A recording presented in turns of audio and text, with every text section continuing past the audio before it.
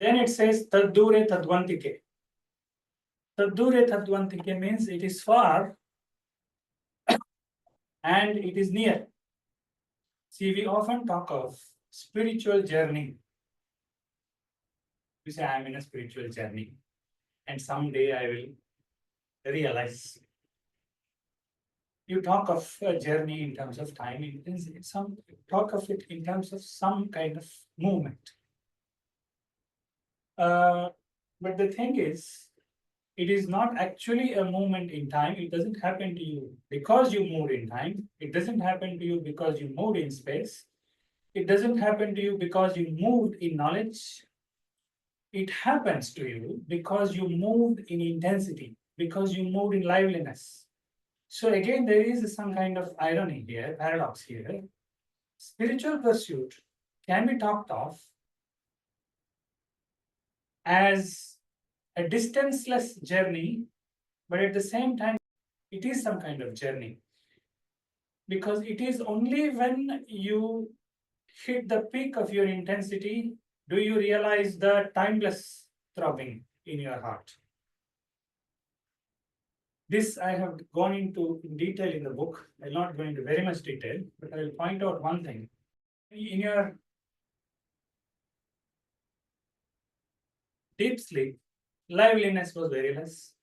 Dream, liveliness is a little more. Wakefulness, liveliness is a little more. And now with yoga, with your pursuit of spirituality, what you're actually trying to do is go further, pitch up your liveliness levels further.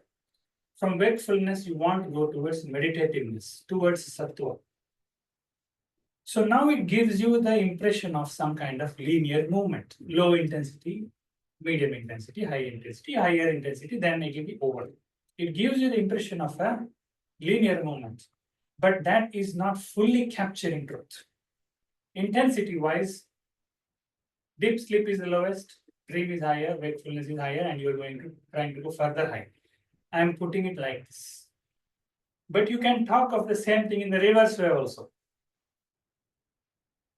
The reverse way of talking it is, in deep sleep, you are closest to your true nature. I am now not taking into account intensity, I'm talking of it in a different sense. In deep sleep, you are closest to your true nature. Something is still missing, of course, but you are closest. In dream, you went a little far away from your true nature. In deep sleep, you didn't have any identifications. You're just in a sea of ignorance, but you didn't have identifications. You were not telling, I am something, I am something. When you came to dream, you went a little away, one more step away from reality, your true nature happened. You got identified with certain things. But dream state is still not a very strong identity as your wakeful state. In your wakeful state, when you came to wakeful, the identities become much more concretized. You went even farther away from your true nature. Now I'm talking of the same thing in the reverse. You are following? Intensity-wise, I said deep sleep is farthest from your true nature. And I talked of linear like this, deep sleep, dream, wakefulness, then meditativeness. Now I'm talking of it in the reverse sense. I'm saying deep sleep is the closest to your true nature in some way. Dream is a little far off, wakefulness is even far off. So you can talk of this both ways. What this means is the linear expression, the linear depiction is not entirely true. What is actually happening is it's a circuit.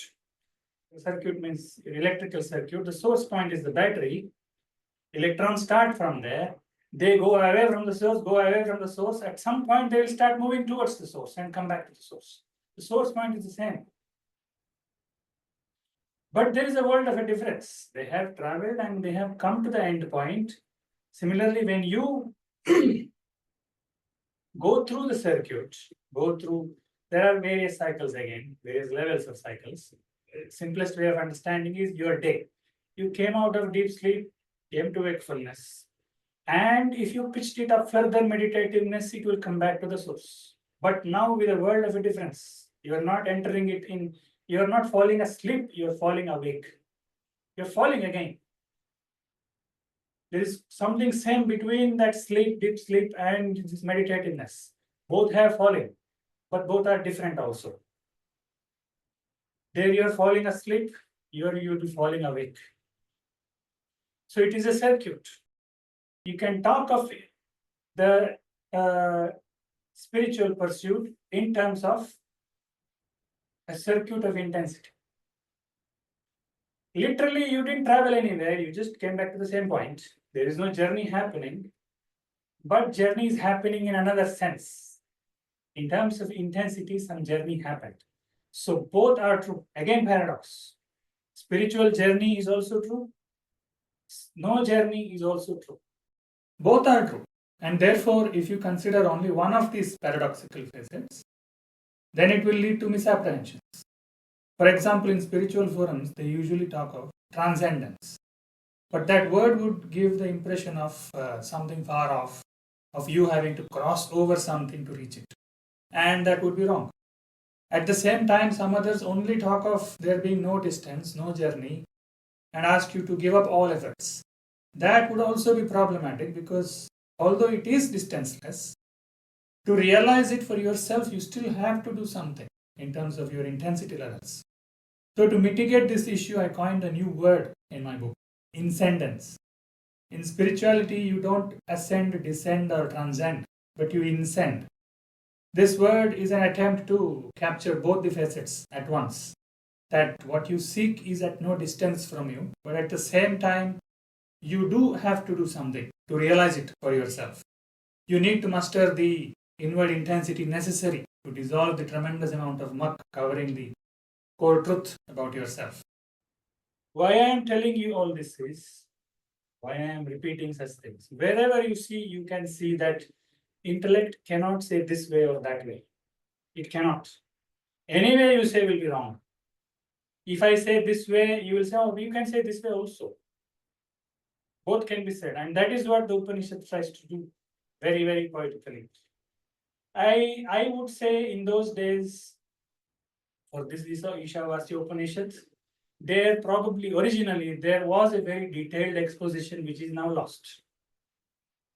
There would have been, very sure, I am very sure there would have been. Yeah, the master wouldn't have taught only these 18 lines to that student. They would have given a detailed exposition in many, many ways, whatever was available to them at that time. Like how I am troubling you with all these mathematics and whatever, blah, blah, blah. All the details I'm giving you. Similarly, whatever analogy is something they would have explained in some way before coming to these paradoxical statements. So it says Tadure Tadvantike, it is very, very far. At the same time, it is near. You can talk of a journey. You can say there is no journey also.